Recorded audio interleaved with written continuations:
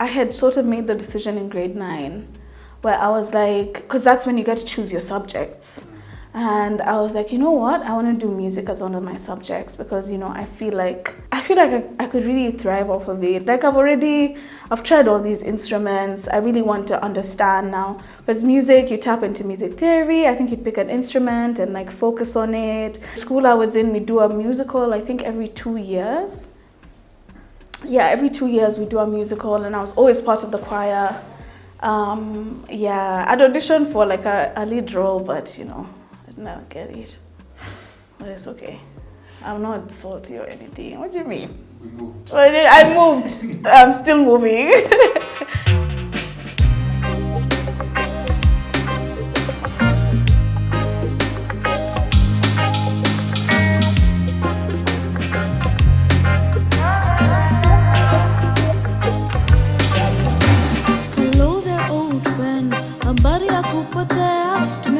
Mahali, umeanza kunizoea.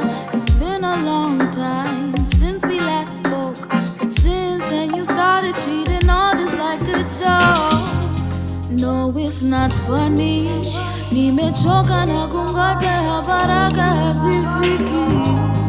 No, it's not funny. Mbona wanitesa na nje kunaonyesha Mr.Maisha, when all these things you put me through that I did not sign up for.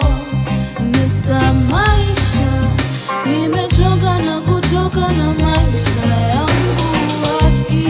Mr.Maisha, mahali tumefika urafiki itaisha. Mr.Maisha, Mr.Maisha, tuheshimiane.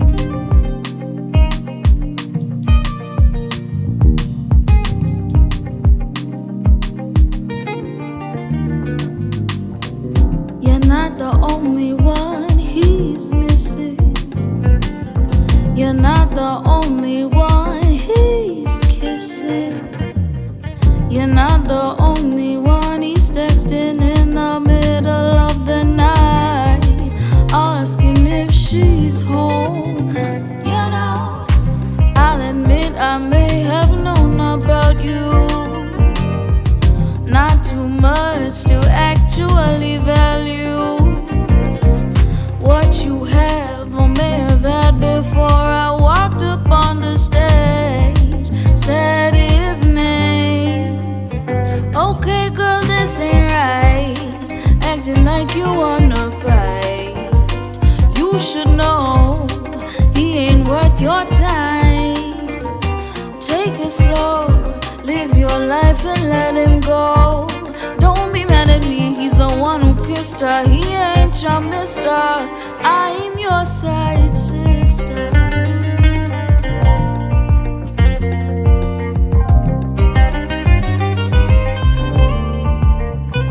Karma is a bitch, butterflies belly ache. You make my ceiling shake. Hurricanes, earthquakes, no, I won't be the same. Red lights, stop signs, all the warning signs. Either way, I know I'll enjoy the pain. You got me lurking on your Facebook page. You got me searching up your names and things. You got me hoping that you want me back. I am a fool for a dangerous you. Oh, I am a fool. Long days, late nights, you running through my mind. Expressive conversation, staring at the constellation. That's when you smile, temperature starts to rise. I know this is gonna hurt, oh this is gonna hurt. You got me waiting for the phone to ring. You got me saying all of these emotional things. You got me feeling like I've got a heart attack. I am a fool for a dangerous you. And it's a different kind of danger. The way you make me feel makes me lose control, but I want more. You got me crying.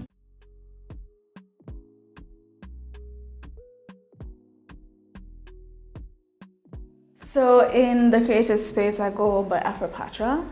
Yeah, that's me. That's the persona I bring out in the creative environment. Yeah, kama unatafuta majina za ID, that's another one. Yeah, to M-Pesa, yeah, then you find out, you know. Initially, I used to say, so as weird as it might sound, I used to say that I always felt like I was a descendant of Cleopatra. And I always used to joke that in another life, I was Cleopatra herself. Yeah, so I used to joke with my friends and stuff like that. To a point where now some of my friends started calling me Cleopatra, and I also felt really heavily about the goddess Aphrodite, the goddess of beauty and love. All this is through like the whole Greek mythology, which had a big role in how, in like my environment rather. Yeah, because I used to read about Greek mythology a lot, and those are the things that were in my surrounding, my peripheral. Yeah, and I always wanted to find a way to, how can I have the best of both worlds? Yeah, so it's the merging of a queen and a goddess, the goddess Aphrodite and Queen Cleopatra, and that's me. But Afro, also African, you know, like, of course. Yes, always. That's what we expected to hear. No. First the other ones, then the real, yeah. So I don't, like I said, I don't put myself in a box. When I started performing or artistically, I began as a musical theater performer. So that's what I used to do: acting, singing, dancing on stage, doing stage plays. And then I started getting confidence in my writing, and that's when I started releasing music, or sharing my music rather, doing gigs and performing as a singer-songwriter. So yeah, it's been quite an evolution.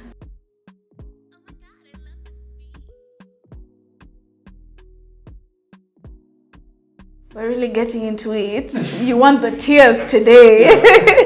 I grew up in Parklands, which was like predominantly a very Indian society.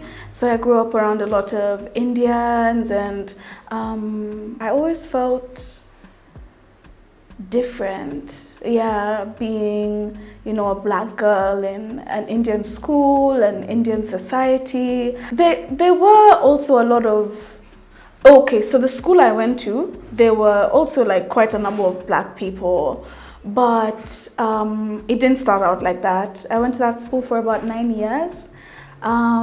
Yeah, and from like grade 1, we were very few black people or black students, especially now black females.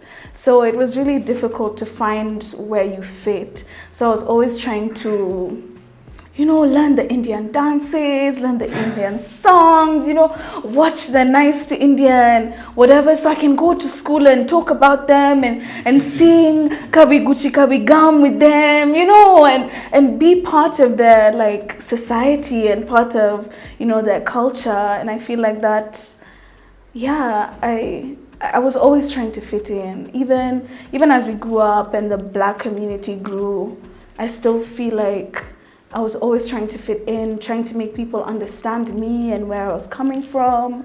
I was fortunate enough to go to a private school, a really good school, and the people I went to school with were quite affluent, when maybe on my side I didn't feel, you know, on the other side, you know, we took ground, you know, at home it was a little different. So I was always trying to bridge that gap between who I was and who I wanted people to think I was.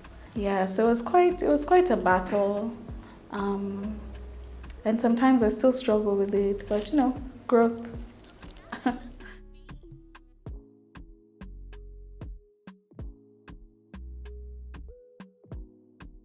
Man, where I used to live, my neighbors at home, like I'd love coming home to play with them.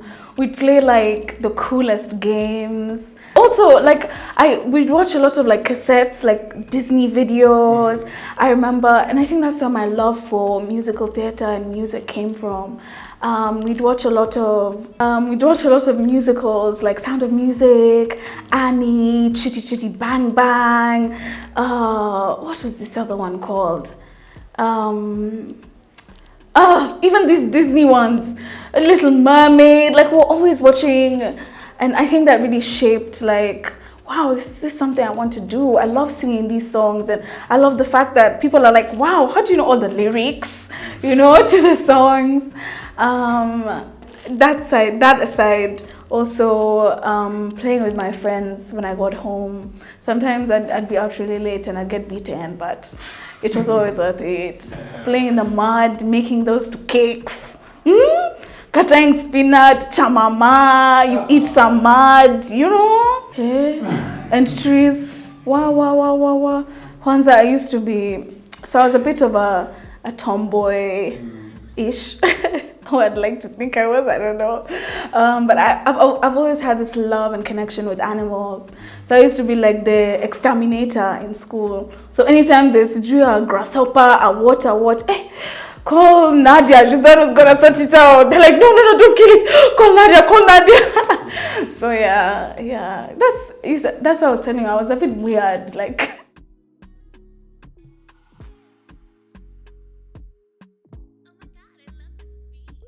My mom, or let me say my parents, always thought it was important to put me or throw me into like the extracurricular space. So I was that child who did ballet. I did an instrument. Actually, throughout my life, I've tried several different instruments, and I was like, oh, let me see how this feels. After like a term, I'm like, I don't know. I feel like I want to try something. Yeah, I'm like, maybe I want to try something different. We had dance classes. Even in school, they were very, and I'm grateful for that. It was a space where, arts was predominant in our learning and in the system of education. And at home as well. So I'd come from school and do like a piano class and go back home. I was always singing, and I think people at home just got used to it. Like I sing everything. Like I'm washing the dishes, I'm like, ooh, washing the dishes. That's me. And I think, I don't know, I don't want to say they're sick of it. They're just used to it. So if they hear me belting a song in my room, they're just like, anaimba tu. Yeah. Oh no one is being strangled. It's just, she's just singing. Yeah.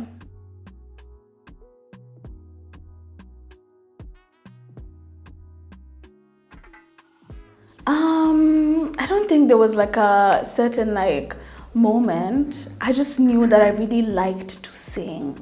And I was always singing. So even in school, I was in the choir and stuff like that.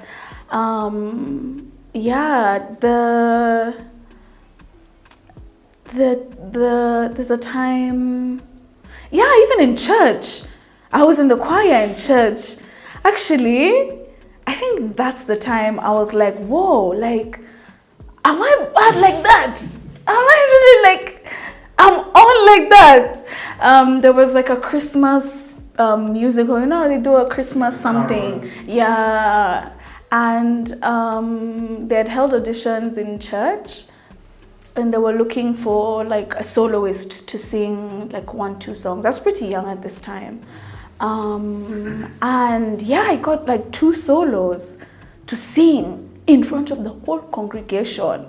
I was just like, wait. Are you sure it's me or somebody else? So we were rehearsing, doing the whole birth of Jesus, whole story. Yeah, with now 2 songs, the normal Christmas songs. Yeah, so we'd rehearse in church for I think 4 or 5 weeks or something. Yeah, and then now do it now for Christmas. And you know how Christmas church is usually packed because Everyone wants to make sure they made it for Sunday service on Christmas, you know, in case there are blessings they are missing or something. Yeah, so yeah, that's when I was like, oh, damn, okay, all right. I think I was like 8. Yeah, I was around 8. I remember I was so nervous. That morning, I was telling my mom, Mom, I don't think I'm feeling so well. I don't know. There's just something in my stomach. It's not feeling. She's like, no, you're gonna be fine. You're gonna do great. Okay, you know, Auntie Nani is coming. And Sijui Nani and Nani are coming. You're gonna be fine. Yeah, so I just braved it and I did it. But I could feel you know how you can feel your whole body shaking. And I sang the 2 songs and it went so well. Everyone clapped. I was like, oh God. Thank you. For me? Yeah, it felt really nice.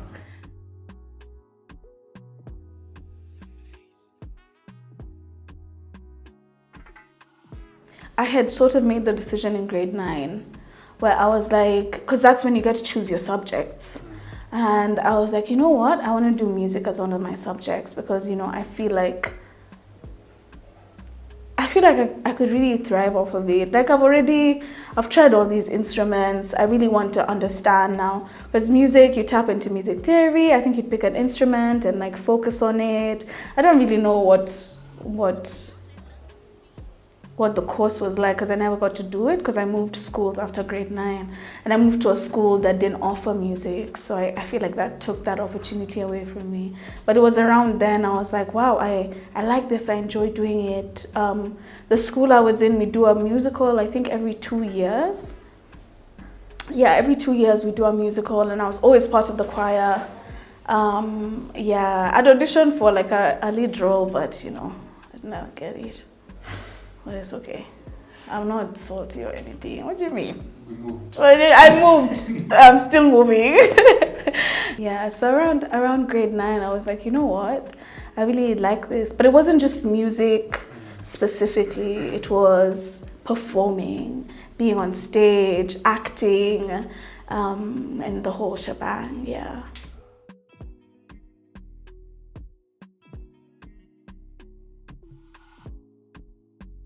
I don't know if high school includes IB, because I did IB. Yeah, that's the first time I got a lead role in a musical, and that was so big for me. We did a musical called Ida, and I played Princess Amneris, and she's this like this hoity-toity mommy who's rich and has a musical. It's like a play with music and dancing. So it's a play. There's acting, then you sing, you dance kidogo, then you go back to the storyline of the play. Cinderella, yes, yeah, those are musical. Sarafina, those are musical. A really good Kenyan musical, Eric Wanaina's Tinga Tinga Tales, that's a musical. Yeah, and the people who were mentoring or came to help us with it, like I got really stunning reviews and I was like, wow, I can actually do this, okay. So when I left IB, that's sort of what my vision was like. So I'm leaving IB to work now in the industry as a professional performer. And I did that for a couple of years. And one of my biggest dreams was to go to Juilliard to study musical theatre. Yeah, I had it all planned out, written down, vision board, you know, all of it, the whole shebang. Well, obviously it didn't happen, but you know, everything happens for a reason, you know. Yeah, so I did that. I did a couple of musicals before I left for uni. Yeah, we did Jungle Book. That's when I joined Spellcast, and yeah, it was first part of the first edition of Spellcast. Yeah.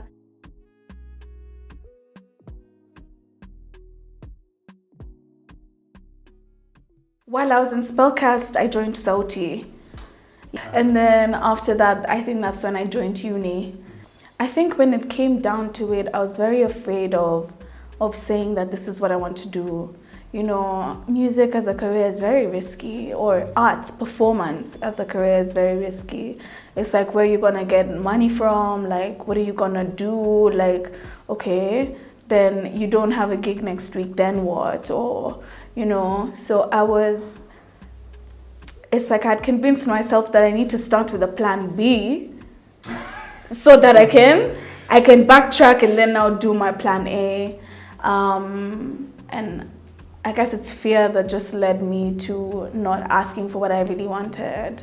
Because when I went to my parents, yeah, I was like, oh, I want to do psychology and criminology. And as much as it was very interesting and it was something that I was interested in, but during, like, those were a tough 3 years for me. I don't remember. I think I heard someone talking about it, saying, one of my mom's friends saying, you know, this academy and they're one of the best in Kenya for like music and performance and singing and stuff like that. And I was like, oh, okay. Then I Googled it and I saw that they were having auditions now.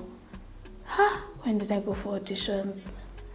It was beginning of the year, I think in April or something like that, if I'm not wrong. Yeah, so I was like, you know what, I'm just gonna try.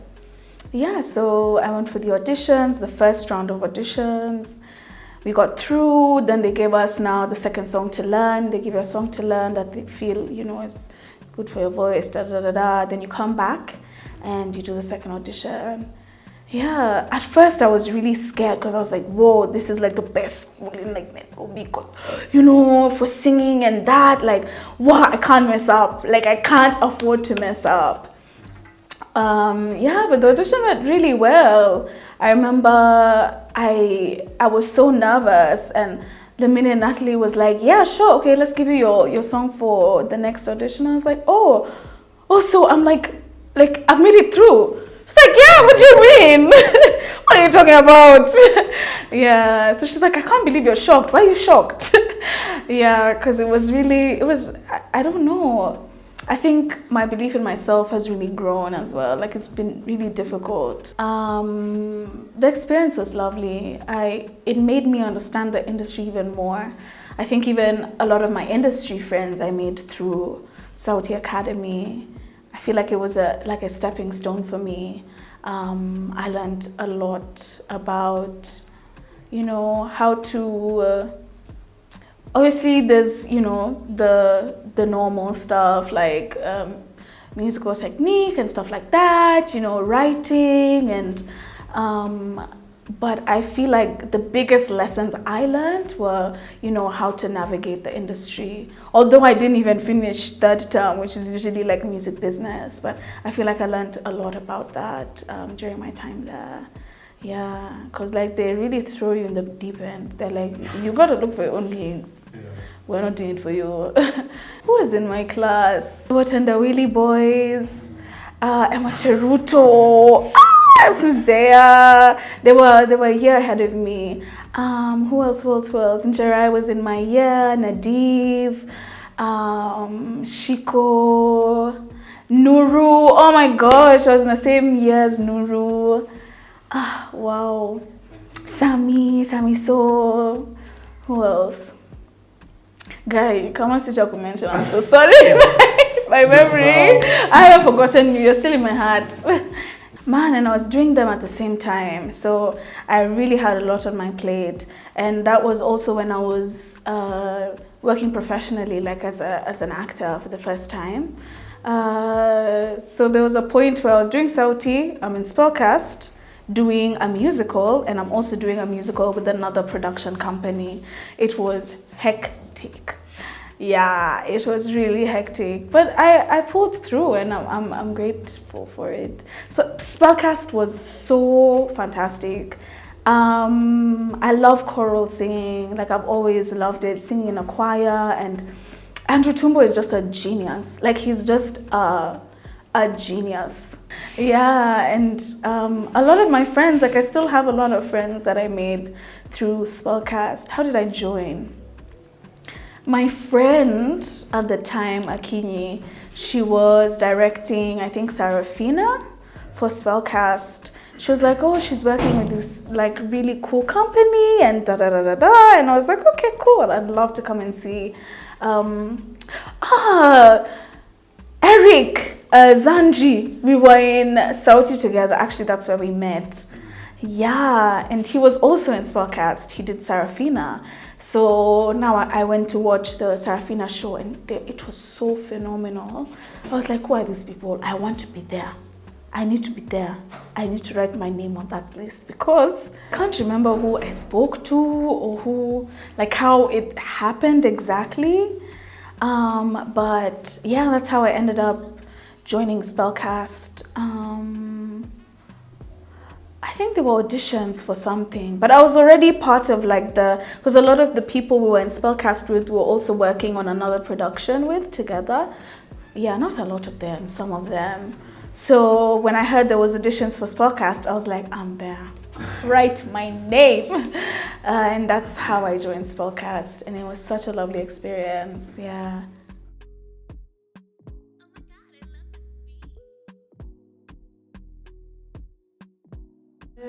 I studied psychology and criminology. Yeah, all the way nikamaliza. I finished, got a degree. Yeah, I suffered. Oh my gosh, I had the worst depression. Yeah, it was really difficult, you know, knowing that this is not what I wanted to be doing. I only stuck it out because I started. I was like, I'm already halfway there. No, So you just finished. I quit. Let me just finish. And it took a lot out of me. Hey, you're like, wow, first year, I'm gonna meet my husband, you know. Hey, we're gonna date for the whole of uni. He's gonna ask me to marry him. We're gonna go CG on holidays, CG where? Oh my God. What I thought uni was gonna be and what it was, hey, two different things. Two different things. Wow. But I think it was really the stepping stone in me learning myself and finding myself. I went through a lot during those 3 years. And shout out to my musical theatre society. I joined a musical theatre society because I was like, I need to like release in some way. Like I need to have a part of me, you know, do what I really love to do. And it was amazing. We'd meet every Thursday, and we'd have like cabarets like maybe once a month. And then we'd have a musical in the summer where we do like a whole musical, and it was just so magical, and I'm so grateful for them. They have no idea, but they really held me down during that time.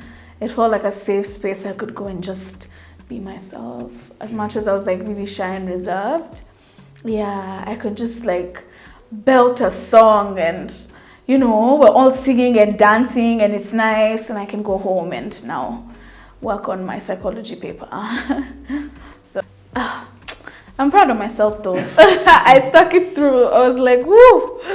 Yeah. But I don't feel like that information was, like I did it for no reason or... It's not twisted. Oh, not at all. I view the world so differently now because of that degree, because of understanding how our minds work, you know. I think it's the reason I'm more mindful with myself and the people I interact with.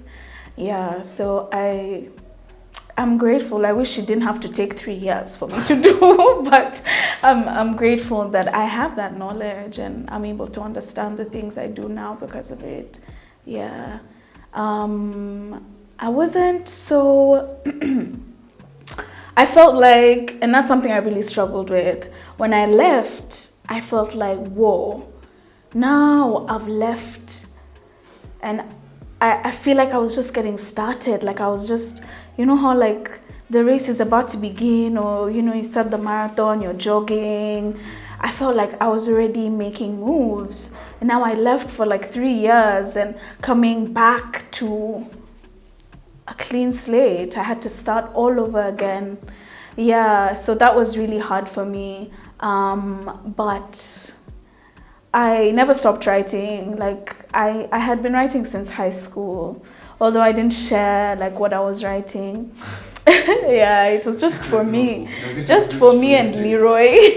I have like 3-4 notebooks full of very questionable songs. And poems, because when I started writing, I used to write poetry mostly, yeah. And then that's when I moved into like the music, or songs rather, yeah. So the only person I'd really share my music with was Leroy, yeah, longtime friend and guitarist. We'd worked to this day and forevermore, hallelujah, amen. Yeah, we met in high school, and he's been part of my journey ever since. Like, yeah, so I'd write a song or something, especially when I was in uni. I'd write a song, and I'm like, okay, so this is how it sounds. And I send a voice note, and then the next like week he sent it on guitar, and I'm like, yes, that's what I wanted. That's the one. Thank you very much. So a lot of the songs that I've been putting out there now, or that I'm sharing, or that are going to be in my EP, a lot of those songs are songs we wrote like that across borders, and I think it's just so beautiful. Even some of the songs we performed today, that's how we wrote them. And when I'd come home on holiday, I'm like, okay, let's do the song. Then we do the songs, and we record on my phone. I think my phone was everything. That's where all my stuff used to be, just there, sitting, relaxing. Like 2 years ago, I had to flush my phone because storage bad. So it just died. It was like, hey. Did you recover the content? Nope. Everything gone. Did you feel bad about it? I mean, it's just life. All my songs.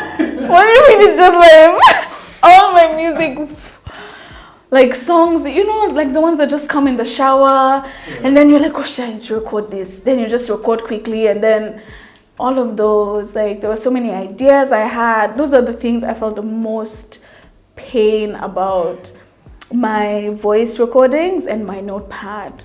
Because all my lyrics was there, all my songs were in like the voice recordings, man. That's true pain.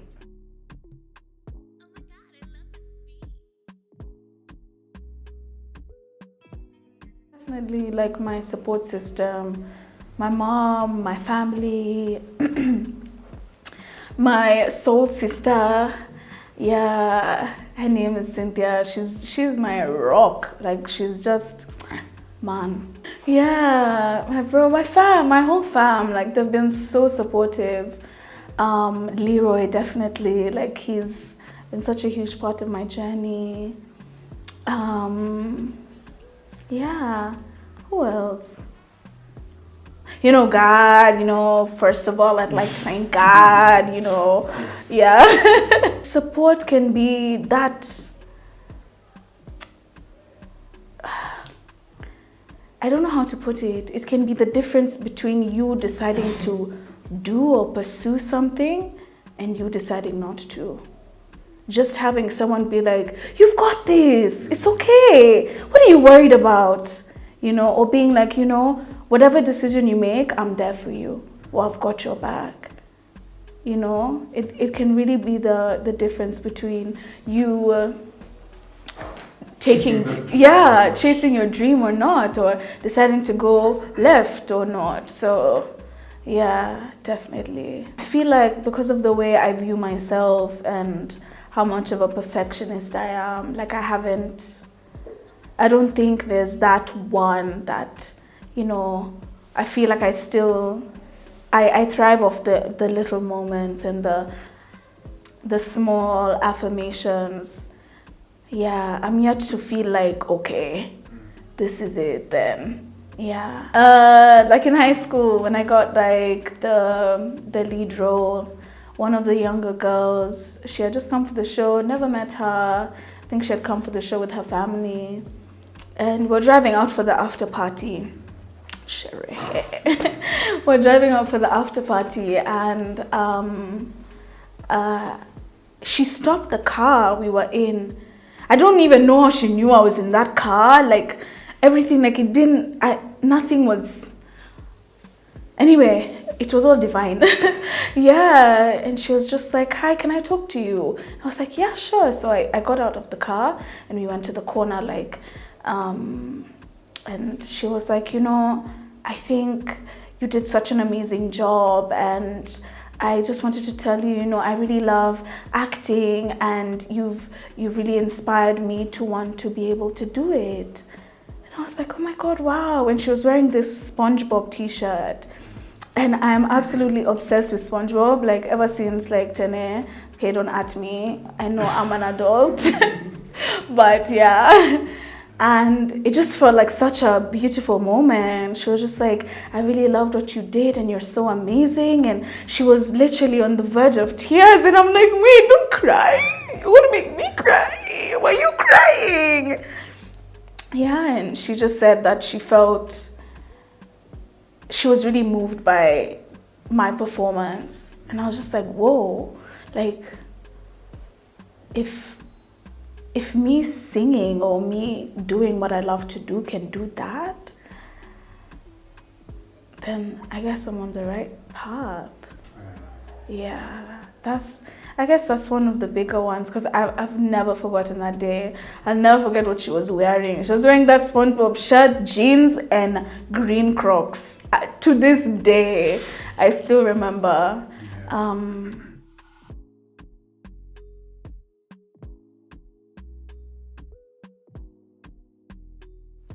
It's something I'm still overcoming or still working on or still working through, is my fear. I feel like I'm such a perfectionist that everything needs to be perfect. If it's not perfect, it's not good enough, and that means I'm not good enough. And you know, sometimes you just need to take the leap, or you just need to do the thing you said you were going to do, you know. Just start, just do it, just go for it. And sometimes I feel like fear holds me back a lot. It's taken me years to share my music, share myself, perform my own music on stage, because I felt like, you know, no one will understand, or, you know, I feel so vulnerable, like this is me on a page, or this is me singing about my experience. These are my words, this is my expression. What if they don't understand, you know? So yeah, I'm still working through that. Yeah, there's always the fear of being misunderstood, or you know, I don't know, just people not liking it.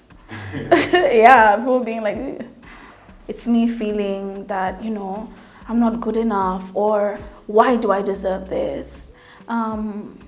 Yeah, like when this year I told you I just released my first single, which was such a huge step for me. And I was fortunate enough to have it play on radio. And I kept feeling like, like why me? Like, why do I deserve, like, it's still my first song. Maybe I should, like, you know, I don't know, maybe like, why, I don't deserve this. Like, there are other people who deserve this. You know, I've just come from nowhere. Who do I think I am to get here, or to be able to have my song play on radio, to get an interview? Who do I think I am? Or yeah, it's just like the feeling of, you know, I don't deserve this. Someone else deserves this more than I do. Yeah, but I guess having people who support you and I guess understand how you think really helps, because yeah, sometimes it's very hard to talk yourself out of being in that state of mind, because it can really swallow you. I was looking for a better word, but that's the word that came. Consume. Yeah, it can consume, ingest you, digest. Yeah.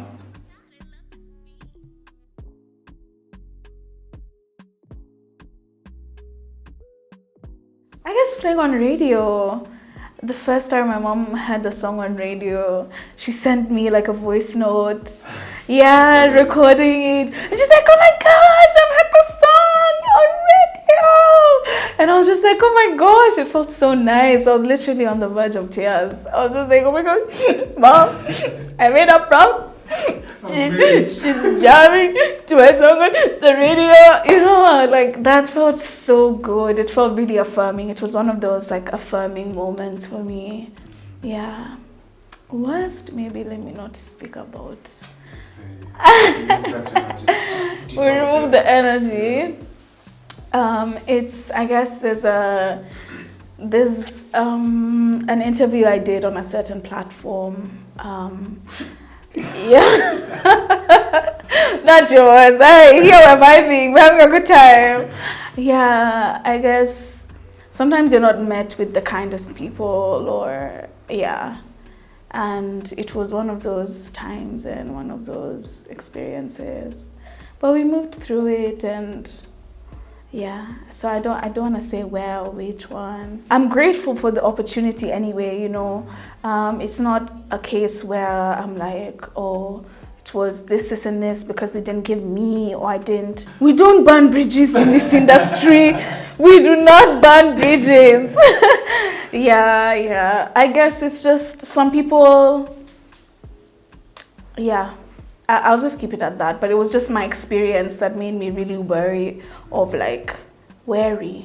made me really wary of, yeah, certain spaces.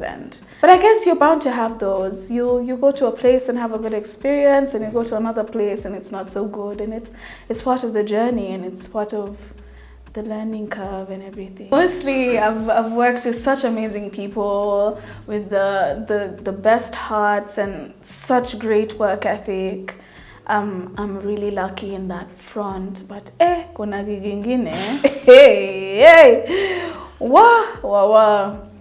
Yeah, I don't know if I should say this. This one is like what? I don't know my trust. Yeah. I'd worked with so one of my friends, not my friend, okay, someone I knew. So this certain individual,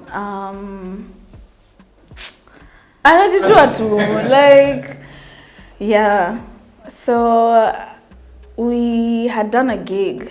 They had asked me to come through and sing for their gig. And I was like, okay, cool. And I asked like, okay, so how much is the gig paying? Is it like a paying gig, or do you want me to come through like as your boy? Because like I know you, and I was willing to do that. And they were like, oh, no, you know, whatever we make, we split. And I was like, I bet, cool, I'm okay with that. So after the gig had happened, you know, this is someone you know and you've interacted with. So I'm like, I'm not gonna chase you asking for, where's my money?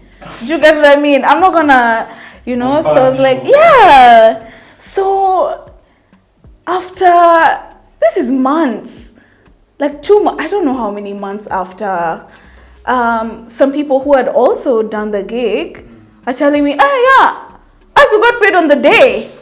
I'm like, wait. Hold up. Yeah. So I'm like, hey, okay, maybe I should ask, because I never need myself. And also money is such an awkward conversation. Yeah, so I asked them, I was like, hey, hope you're well, like, that money for that gig, what happened? And then they're like, but see, I sent you the money. So I'm like, I don't recall receiving it.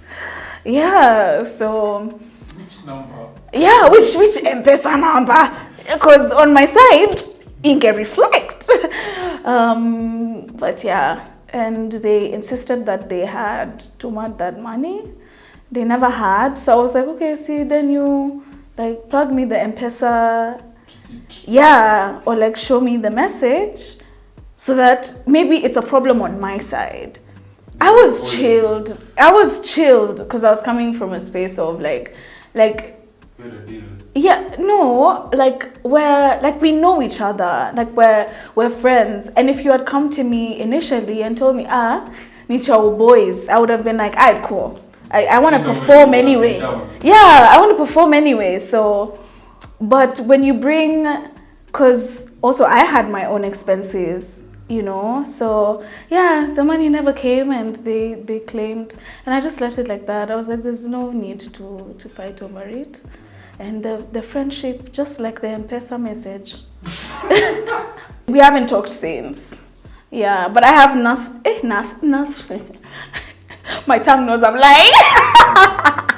Yeah, but I have nothing against them, you know. Maybe they thought they sent and it didn't come through. Maybe the problem was on my side. We live and learn. Contracts, guys.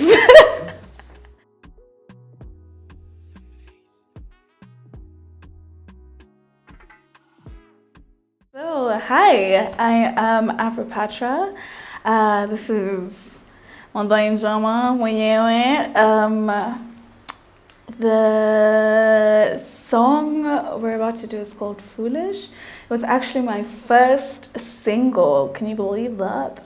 And it's sort of about being foolish in love, but knowing you're gonna get hurt or knowing you're gonna fall, but you know, taking that risk anyway. Yeah. Butterflies belly ache, you make my ceiling shake. Hurricanes, earthquakes, no, I won't be the same. Red lights, stop signs, all the warning signs. Either way, I know I'll enjoy the pain. You got me lurking on your Facebook page. You got me searching up your names and things. You got me hoping that you want me back. I am a fool for a dangerous you. Whoa, I am a fool. Long days, late nights, you running through my mind. Expressive conversation, staring at the constellations. That's when you smile, temperature starts to rise. I know this is gonna hurt, oh this is gonna hurt. You got me waiting for the phone to ring. You got me saying all of these emotional things. You got me feeling like I've got a heart attack. I am a fool for a dangerous you. And it's a different kind of danger. The way you make me feel makes me lose control, but I want more.